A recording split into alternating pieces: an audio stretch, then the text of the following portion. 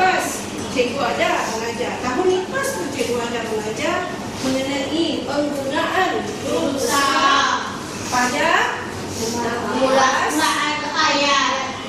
Akan membahas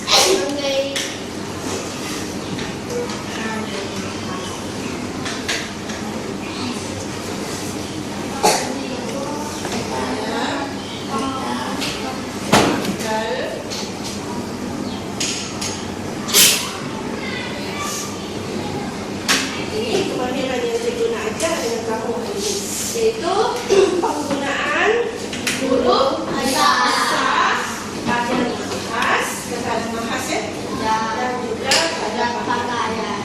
Tahu kata nama bahas kan? Tahu. Bagi contoh. Amirul, nama orang lagi? Malaysia. Itu nama orang saja, takkanlah kata nama bahas untuk orang saja. Mana? Contohnya kalau untuk Malaysia.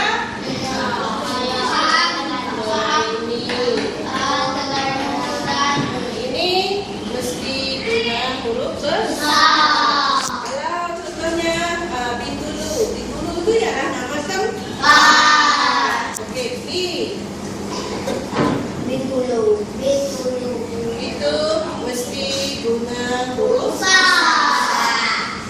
Kalau pada pangkal ayat tu ialah permulaan ayat. Contoh ayat ini ya. Saya pergi ke situ.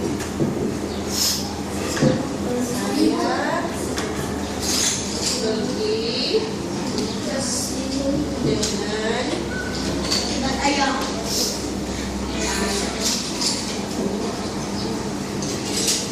Okey, ini yang dikatakan pangkal ayat. Habis dokter isi pangkal ayat. Huruf besar. Tetapi ada di antara kamu ni seronok sangat menulis. Tak kisahlah guna huruf besar, huruf kecil sama saja bagi kamu. Tapi itu adalah salah. Ingat cikgu kata itu kesalahan, kesilapan. Kalau kamu buat masa itu seperti itu sampai bila-bila mana awak tidak menguasai kemahiran ini. Bagi murid yang menguasai kemahiran ini, dia tahu kalau awak permulaan ayat mesti guna huruf besar. Kalau kata nama bahas mesti guna huruf besar. Tak kira dia di pangkal ayat ataupun di dalam ayat. Tapi cikgu tahu awak diajar dari kerja satu, tetapi ramai yang ayat ini semua dalam. Jadi mesti ingat dan faham. Kalau kamu ingat saja, kamu tak faham, awak tak boleh buat. Dan kesilapan begini boleh merendahkan markah awak. Contohnya dalam keadaan ya. Okey, sekarang awak tengok petikkan di depan. Okey, semua baca. Pulau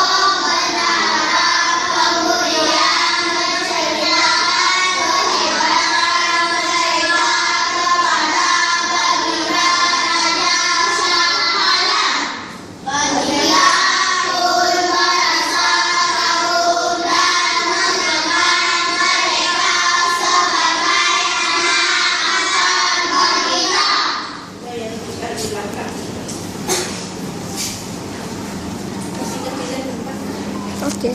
Okey, jadi ada yang ketiga di belakang, tidak serentak.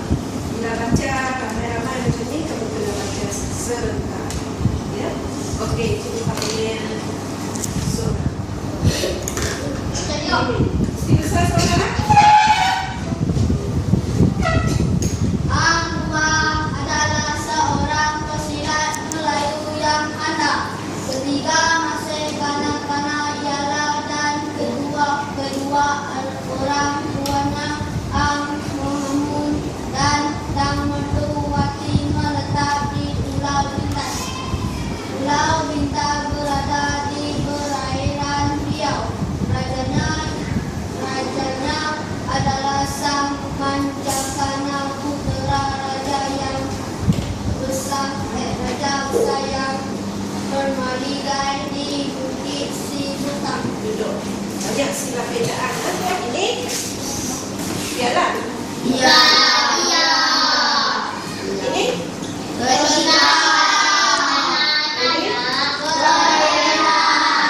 ini mesti banyak membaca. Jangan banyak sebutan. Salah sebutan. Okey. Benar Ellen. Besar suara. Ketika berumur 10 tahun, Hang Tuah dan 4 orang sahabatnya yaitu Hang Jebat, Hang Muslimin, Hang Rijal serta Hang Guru berjaya mengalahkan gerombolan Landun ketika berlayar di Laut Cina Selatan. Duduk. Kita minta ready. Suatu ketika Hang Tuah dan keempat orang sahabat berjaya mengalahkan 4 orang mengamuk yang menyerang Datuk Bendahara. Datuk Bendahara kemudian menangkap mereka berlima sebagai anak angkatnya. Datuk Bendahara kemudian menceritakan kehebatan mereka kepada baginda Raja Shah Alam. Baginda pun merasa kagum dan menangkap mereka sebagai anak angkat baginda. Okey. Macam mana seperti ini? Bendahara. Macam mana sebut ini? Ini adalah Mengamuk.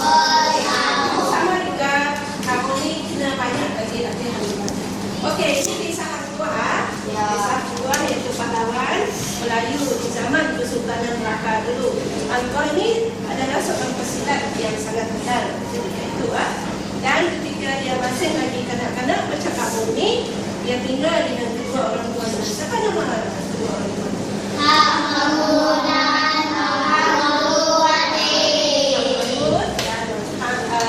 Dan mereka tinggal di Pulau Bintan. Di Pulau Bintan ini terletak di perairan Riau. Raja pada ketika itu ialah Sang Manjakana. Raja besar yang bermaligai ialah menetap ya pada tempatnya di Bukit Sibutang. Dan ketika ia umur macam kamu ni dah 14-10 tahun kan? Orang ini ada orang 4 orang sahabat. Siapa nama sahabat? Hang Jebat, Hang Muslimin, Hang Rijal serta Hang Guru. Ini mereka ni ada 5 sahabat. Jadi mereka 5. Kalau dalam sejarah Melayu dikatakan 5 bersaudara. Okey? Kerana mereka ini bukan adik-adik tetapi sahabat. Mereka berjaya mengalahkan Landun ketika mereka berlayar di Laut Cina Selatan. dan suatu ketika Hang Tuah dan keempat-empat orang sahabatnya pun berjaya mengalahkan 4 orang pengamuk yang menyerang Datuk Bendahara ketika itu. Dan Datuk Bendahara sangat kagum dan mengangkat, maksudnya mengambil mereka sebagai anak-anak. Dan selepas itu Datuk Bendahara menceritakan kehebatan mereka ini kepada siapa? Baginda Raja Shah Alam. Raja Shah Alam. Jadi Baginda Raja Shah Alam pun kagum dengan kehebatan mereka dan mengambil mereka sebagai anak-anak. Okey, boleh faham cerita? Boleh. Siapa yang dengar saja? Siapa yang faham? Saya. Cuma ini orang Jadi kalau kamu lihat, sekarang kita pergi kepada kemahiran kita, yaitu penggunaan huruf besar pada nama khas dan juga pakaian. Ya, oke. Kita tengok di sini. Hang tuah. Apa itu? Nama orang. Kalau nama orang itu apa? Kalau nama orang itu kamu panggil apa? Kita tengok sini. Cikgu menggunakan huruf besar. Oke. Melayu juga nama khas. Oke. Anda nama khas? Tidak. Oke. Hang tuah adalah seorang pesilat Melayu yang nama khas. Oke, ketika masih kanak-kanak, ia dan kedua orang tuanya Hang Mahmud dan Dah Pertiwati menetap di Pulau Bintan. Dalam ayat kedua, apa nama khas di situ? Hang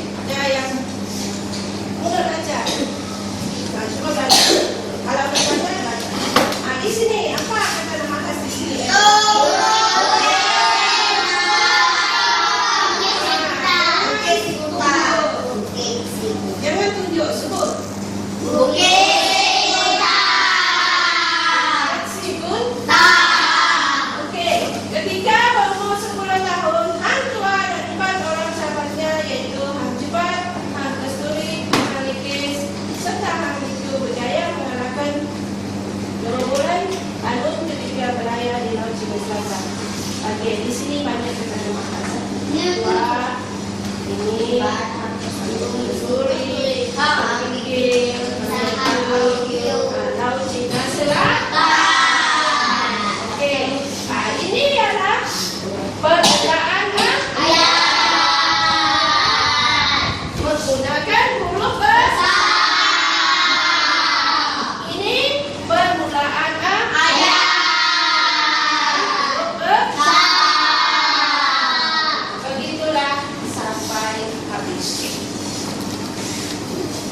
Dan ingat, bila awak menulis, mesti faham permulaan ayat. Guna huruf besar. Kalau nak tulis nama khas, mesti guna huruf besar. Jangan cakap di sini saja besar, besar. Bila cikgu bagi latihan, awak akan lihat. Jadi, maksudnya awak tidak faham. Apa yang awak faham di sini, awak gunakanlah dalam waktu.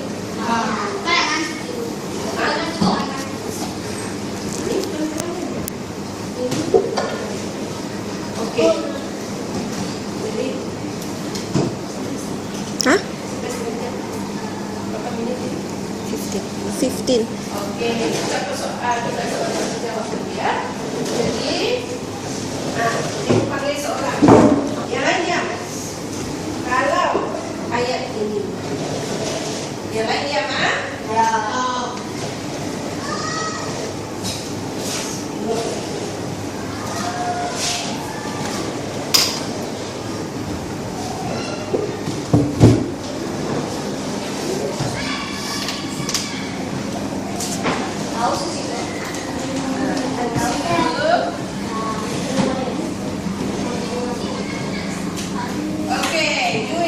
cepat.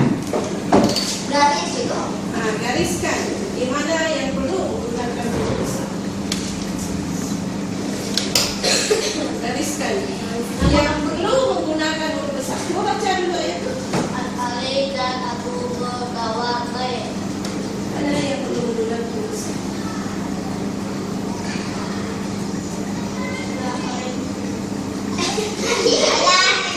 Nama manusia. Nama manusia. Alif dan Abu. Gariskan.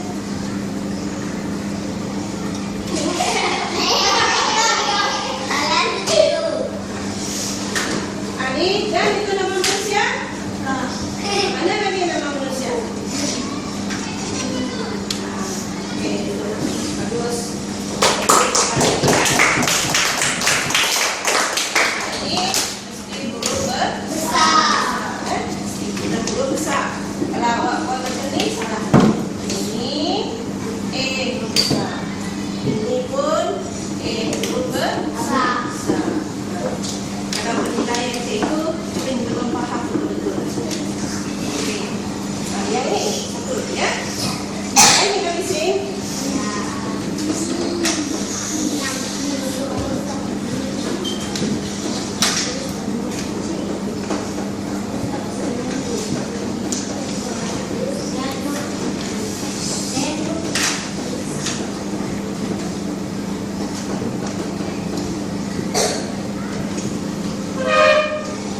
Okey, cikgu.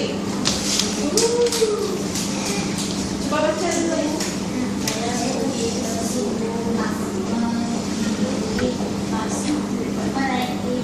Digariskan di mana?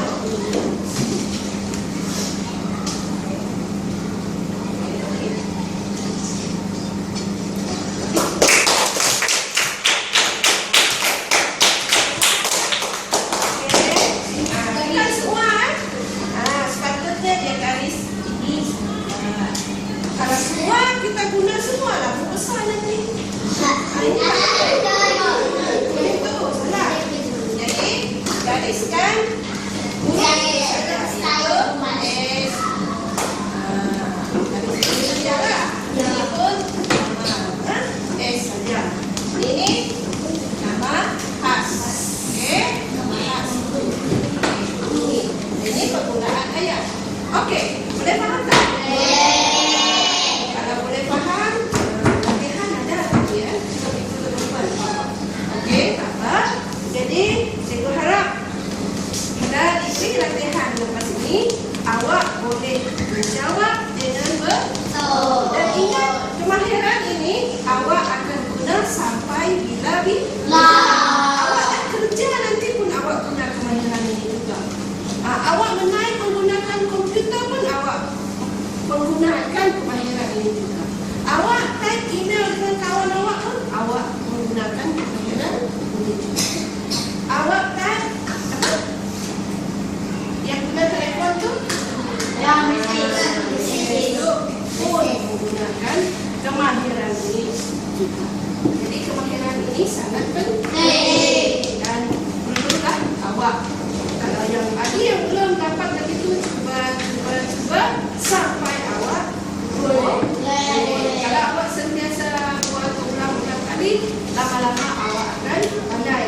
Dan bila awak tidak baiki kesalahan awak, awak tidak dapat menguasai. Jadi kita buat attitude lah. Salah, kita cuba lagi. Salah, kita cuba lagi. Salah, kita cuba. Kalau tak faham, tanya dengan cikgu. Okey, sekian saja untuk hari ini. Terima kasih semua.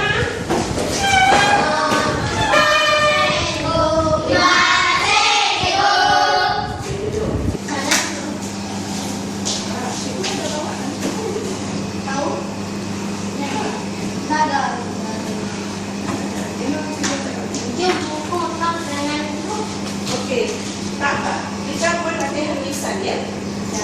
Tadi satu orang kan? Kita tengok Sorang-sorang. Sorang-sorang itu seorang-seorang. Okey, jangan jawab dulu ah. jawab tu. Saya